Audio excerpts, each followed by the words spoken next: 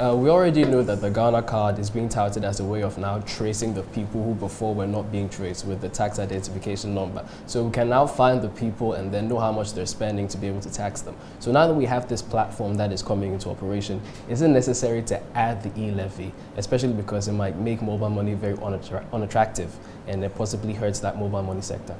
Yeah, that mobile money being an attractive question, I think. Honorable Minister, what do you have to say? I don't know. You know, we have waited patiently to come to this level. I think in 2016, we had about 78 billion CDs of transactions going through the system. Today, we have close to 500 billion, and I suspect we'll get to 1 trillion, you know, in short order.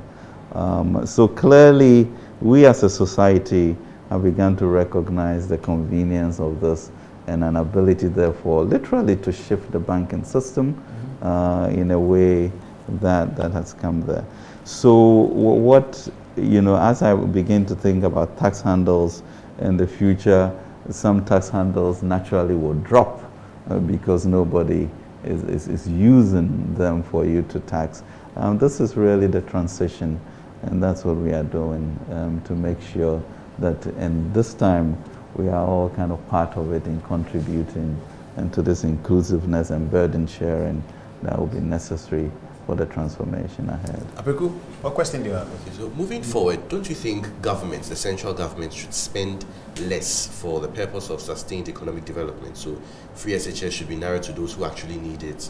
Infrastructural developments should be left to district assemblies, and central government should only spend when needed.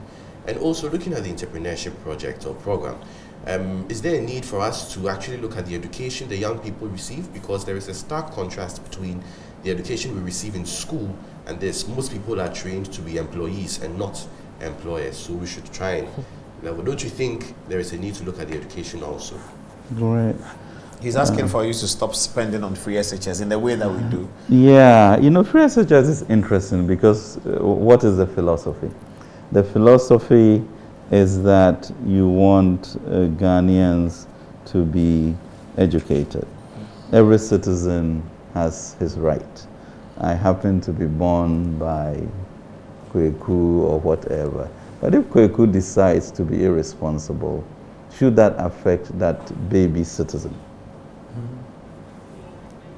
It shouldn't. It shouldn't. But it shouldn't. If Kweku is responsible, and but I can't put, you know, I can barely put Kweku in prison, you know, for deciding not to look after the child. Not to look after, to a certain degree, unless there's abuse, etc., etc. And I can't afford that as a nation, as I begin to build up my people. So yes, there'll be some inefficiencies. Will there be moral suasion? Will also there be a point in time where I can truly calculate your income to be able to effect that? And I think maybe we are getting to that level. But let's never forget that it is about that citizen, not about that citizen's parent or aunt or whatever. So are we envisaging a period where all ID cards and everybody is known, everybody's income is known, where we'll have a situation where people will be identified as needing free SHS and others will be identified as not needing it? You have a clarity on people's income. Okay, and so you qualify, I think in the States, you qualify for scholarships if you have a certain level of income in certain places. So there'll be a system to validate, okay, and then you can get more sophisticated with that. But truly, let's just not keep, you know, our eye off the ball that it's about that citizen who has a right to be educated, irrespective of the lineage or whatever it comes from.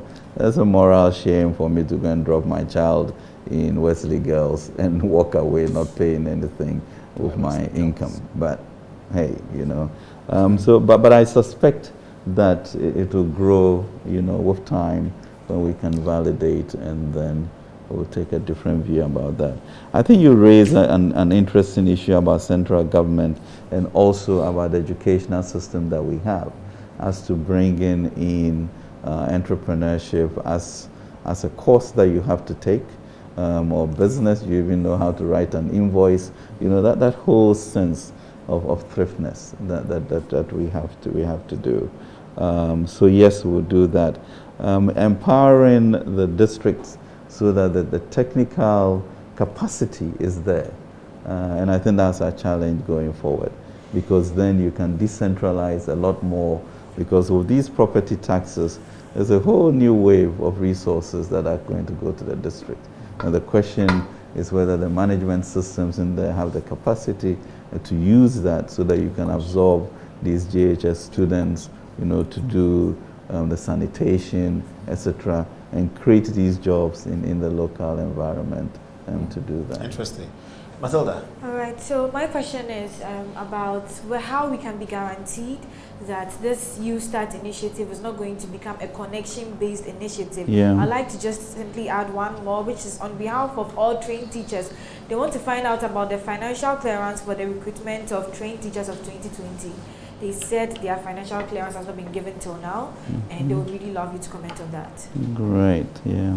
So how is it not going to be a whom You Start? Yeah, I think that's a problem that in going around the country was an issue and that came up really strongly. But there's a whole computerization system that is going to be set up, the distribution of the outlets between NEA, NEIP, and the major banks are going to be national. And the beauty of digitization is that, it goes beyond the personal. So I don't need to be part of a party for me to put my application in there and for it to be assessed, or for you to come for the training, which will be as wholesale as possible. And then you move on to the next categorization of that. So we'll continue to tighten it, but I think it's going to be such a national program that truly, this issue should diminish, with time. Yeah. I see. And then the financial clearance, I'm working on a lot of financial clearances, so I will get to that too. Yeah.